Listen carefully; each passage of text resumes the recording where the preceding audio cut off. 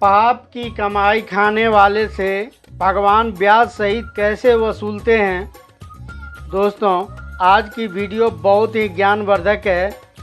आपसे निवेदन है कि इस वीडियो को पूरा ज़रूर सुनें। मित्रों, ईश्वर न्यायकारी है या अन्यायकारी, इस कहानी से समझिए। यह कहानी आपके मन की सारी शंकाओं को मिटा देगी। मित्रों, किसी जंगल में एक तपस्वी साधु रहते थे। अक्सर लोग उनके पास अपनी समस्याएं लेकर आते रहते थे। साधु उनको कोई न कोई निदान बताता रहता था। उनके पास आने वाले ज़्यादातर लोग वे होते थे जो अच्छे कर्म करते थे, ईमानदारी से जीविका अर्जित करते थे, किसी का बुरा नहीं चाहते थे और भगवान में आस्था रखते थे। फिर भी वे लोग दुखी रहते थे। जो लोग अधर्म पूर्वक धन कमाते थे, छल कपट का आश्रय लेकर बेईमानी करके खाते थे, रिश्वतखोरी करते थे, भोले भाले सीधे सज्जन लोगों को सताते थे, वे कभी साधु के पास अपनी समस्या लेकर आते ही न थे। उल्टा सुखपूर्वक मौज उड़ाते थे। यह सब देखकर एक दिन साधु के मन में ख्याल आया कि अच्छे लोगों के साथ ईश्वर बुरा क्यों करते हैं। लगता है भगवान भी अन्यायकारी हैं, क्योंकि ज़्यादातर पापी लोग ही संसार में सुखी दिखाई देते हैं और धर्मात्मा लोग सब दुखी मालूम पड़ते हैं। साधु ने सोचा, चलकर इस बात की परीक्षा करनी चाहिए, ईश्वर न्यायकारी है या अन्यायकारी। ऐसी बात सोचकर वह साधु वहाँ से चल दिया दुनिया में घूमने के लिए। थोड़ी दूर चलने के बाद उसने देखा कि एक खेत के किनारे बहुत से किसान बैठे हुए थे। उनसे उस तपस्वी साधु ने पूछा, क्यों भाई, ईश्वर न्यायकारी है या अन्यायकारी? किसान बोले, साधु महाराज, इस वर्ष हमारी सारी फसल वर्षा न होने के कारण मारी गई। हम लोगों की पूरी मेहनत बेकार चली गई। इससे सिद्ध होता है कि भगवान अन्यायकारी हैं। भगवान ने हमारे साथ अच्छा नहीं किया। जिसके पेट पहले से भरे हैं, भगवान भी उन्हीं को खाने को देता है। जिस समुद्र में जल की कोई कमी नहीं, फिर भी वर्षा उसी समुद्र में होती रहती है और हम लोग के खेत पानी के लिए तरसता रहता है। ईश्वर हमारे साथ न्याय नहीं कर रहे हैं। किसानों की बात सुनकर साधु का विश्वास और भी पक्का हो गया कि ईश्वर न्यायकारी नहीं है। तपस्वी वहाँ से फिर आगे के लिए चल दिए। इधर भगवान ने सोचा कि यह तपस्वी मेरा गलत प्रचार कर रहा है।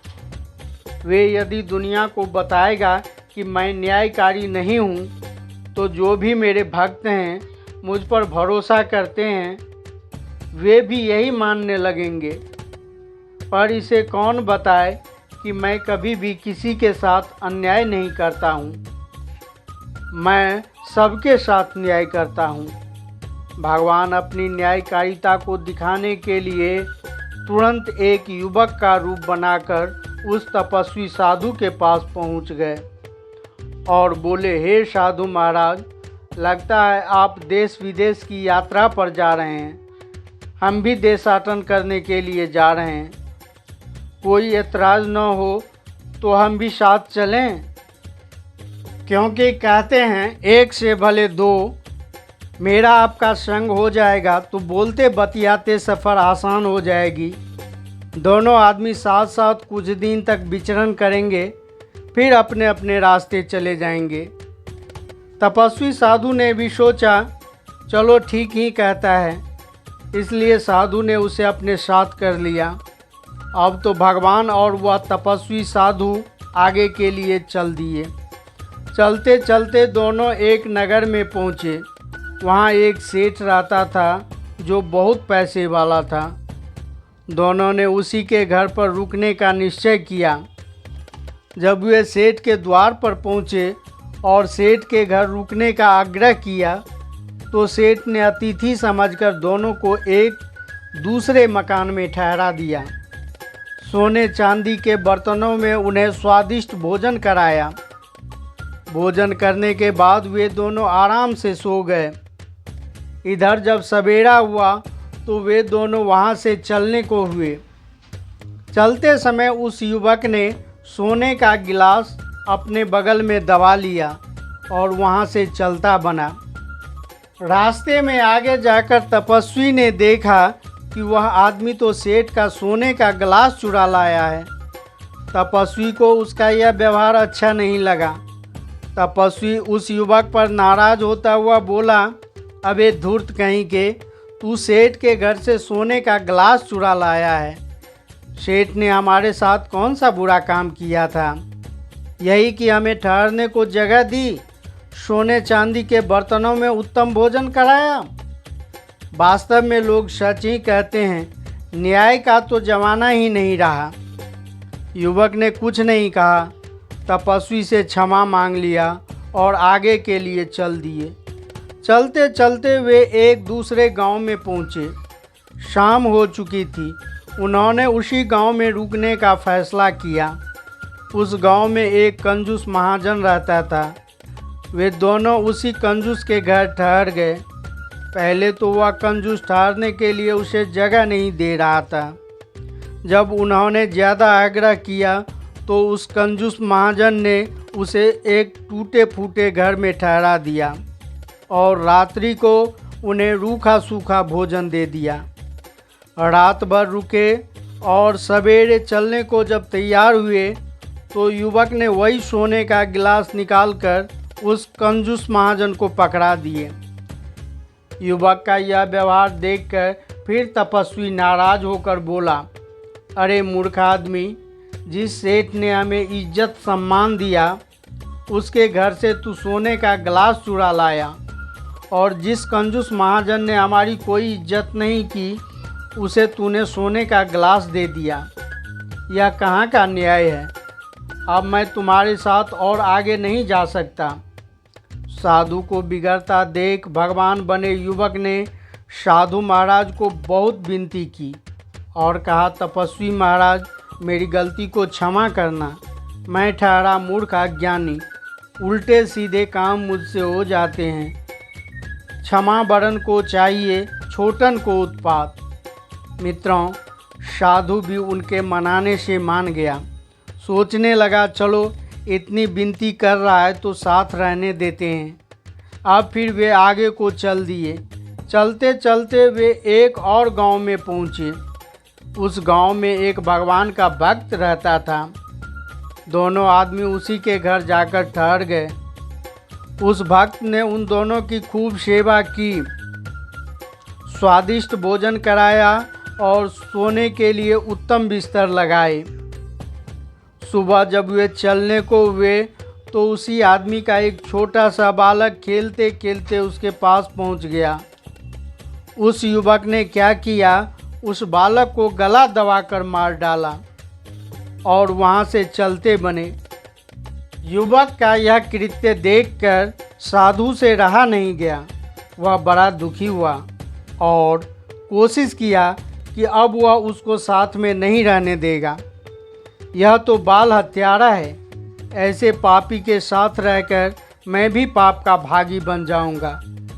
लेकिन उस युवक ने साधु के आगे हाथ जोड़ लिए और कहा, देखो, मैंने जो अब तक किया है वह अच्छा ही किया है। समय आने पर आपको सब कुछ पता चल जाएगा।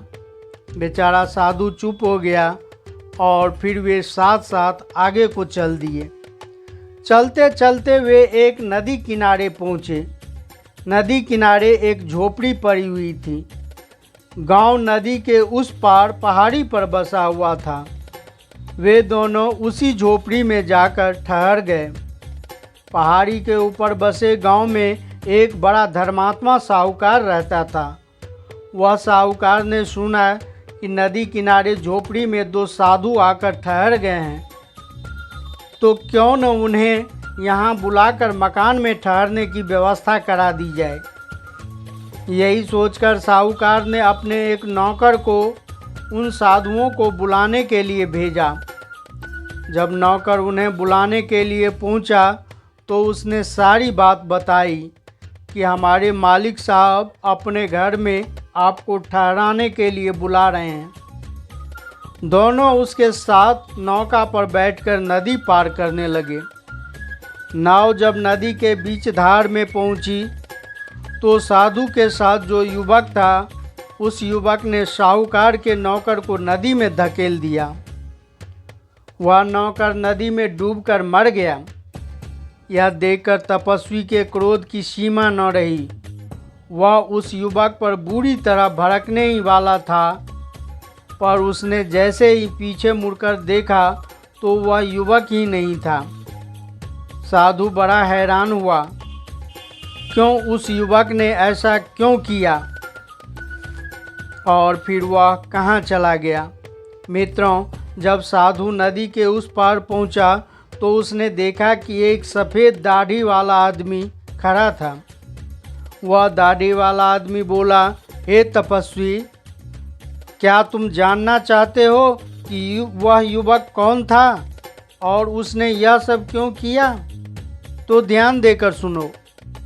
वह युवक कोई और नहीं, वह साक्षात भगवान थे। और आपको इस बात का भ्रम हो गया था कि भगवान बड़ा अन्यायकारी है, इसलिए वे आपके भ्रम को मिटाने के लिए आपके साथ साथ घूम रहे थे। साधु ने पूछा कि यदि वह युवक भगवान थे तो भी उस युवक ने जो सब किया वह ठीक नहीं किया। तब सफ़ेद दाढ़ी वाले आदमी कहता है, हे तपस्वी, भगवान ने जो किया सब ठीक ही किया। उसके सूक्ष्म न्याय को आप नहीं देख पाए। इसमें उनका क्या दोष? जो सेठ सोने चांदी के बर्तनों में अतिथियों को भोजन कराता था वह अपने नाम के लिए ऐसा करता था। प्रेम और भाव तो उसके अंदर था ही नहीं। उसे अभिमान था। उसके अभिमान को मिटाने के लिए भगवान ने सोने का गिलास चुरा लिया। अब आज के बाद वह कभी भी किसी अतिथि को सोने चांदी के बर्तनों में भोजन नहीं कराएगा। कंजूस महाजन को सोने का गिलास इसलिए दिया था कि वह बहुत कंजूस था, कभी किसी अतिथि को खिलाता पिलाता नहीं था। लेकिन अब वह लोभ के कारण हर एक अतिथि को भोजन खिलाएगा और उसे अपने यहाँ ठहराएगा भी। भगवान ने जिस भक्त के लड़का को मार डाला उसका कारण यह था कि वह आदमी पहले भगवान का बहुत बड़ा भक्त था, भगवान से बहुत प्रेम करता था। लेकिन जब से उसके घर में लड़का पैदा हुआ तब से वह भगवान से दूर होता चला गया और लड़के के मोह में पड़कर भक्ति भाव को भूल गया। आगे चलकर वह मोहवश प्राण त्यागता तो उसे नरक में जाना पड़ता। इसलिए उसके लड़के को भगवान ने अपने पास बुला लिया। अब वह वैराग को प्राप्त करके भगवत भक्ति में लीन हो जाएगा।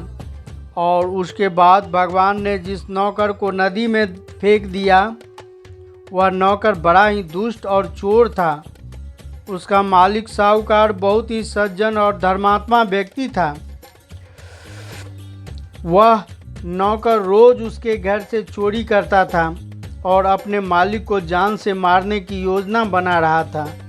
इसलिए भगवान ने उसे नदी में फेंक दिया, उसे उसकी करनी का दंड दे दिया। अब आप ही बताओ कि भगवान न्यायकारी हैं या अन्यायकारी। दर्शक बंधु, तपस्वी को सब कुछ समझ में आ गया था कि भगवान किसी के साथ अन्याय नहीं करते। जो लोग धर्मात्मा होकर भी दुख भोग रहे हैं उनके दो कारण हो सकते हैं। या तो उनका कोई प्रारब्ध कर्म है जो पहले उनसे कोई बुरा कर्म बन गया हो जिसका उन्हें दुख मिल रहा है, या भगवान उसके साथ कुछ अच्छा करने वाले हैं। और जो पापी पाप करके सुख भोग रहे हैं उनके भी दो कारण है। पहला कारण यह है कि वे भगवान से विमुख हैं, उनका नरक में जाना तो तय है। दूसरा कारण यह है कि भगवान उसे इतने ऊपर इसलिए चढ़ा रहे हैं कि जब वे ऊपर से गिरेंगे तो उनका समूल नाश हो जाएगा। पाप की कमाई का अंत बहुत बुरा होता है।